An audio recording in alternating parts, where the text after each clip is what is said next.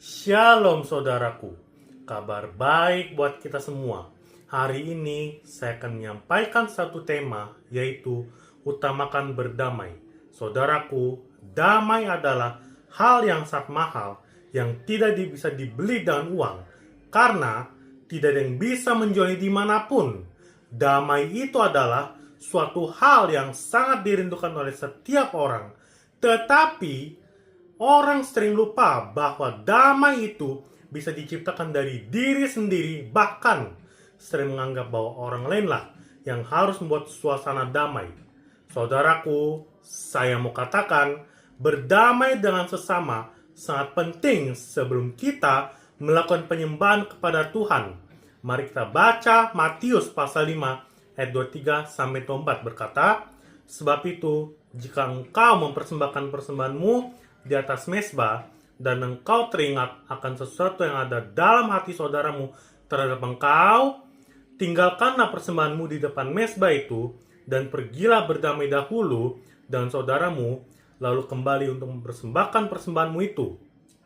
Nats di atas merupakan bagian dari khotbah di bukit yang disampaikan oleh Tuhan Yesus kepada murid-muridnya dan orang banyak. Kalau kita memperhatikan nats di atas, sangat jelas dikatakan di ayat 24, agar kita meninggalkan persembahan kita di depan mezbah dan harus pergi berdamai dahulu dengan saudara kita. Ini artinya bahwa ketika kita melakukan penyembahan, pujian, dan berdoa kepada Tuhan, tetapi hati kita masih penuh dan persoalan yang belum kita selesaikan dengan sesama, atau kita masih menyimpan dendam dan akar pahit dan saudara kita, maka kita harus segera menyelesaikannya, berdamai terlebih dahulu sebelum kita memuji dan menyembah Tuhan. Selanjutnya, perikop ini menjelaskan kepada kita mengapa kita harus berdamai terlebih dahulu.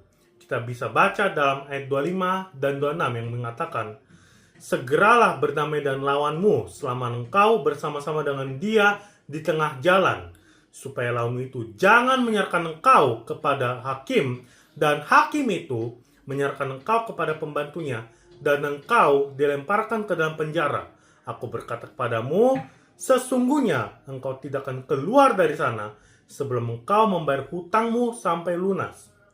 Saudaraku, kita saat percaya bahwa firman Tuhan adalah ya dan amin. Oleh karenanya, mari kita selalu menjadi pembawa damai dimanapun kita berada. Menjadi pembawa damai bukanlah hal yang mudah, karena seorang pembawa damai harus siap melepaskan pengampunan kepada sesama atau atas saudaranya atas apapun yang telah dialaminya. Ketika kita mampu mengampuni, maka yang kita rasakan adalah kelegaan. Hati kita dipenuhi oleh sukacita dan bahagia. Inilah yang diminta oleh Tuhan untuk kita rasakan pada saat melakukan penyembahan kepadanya. Kita harus menyembah Tuhan dengan sukacita dan memuliakan namanya.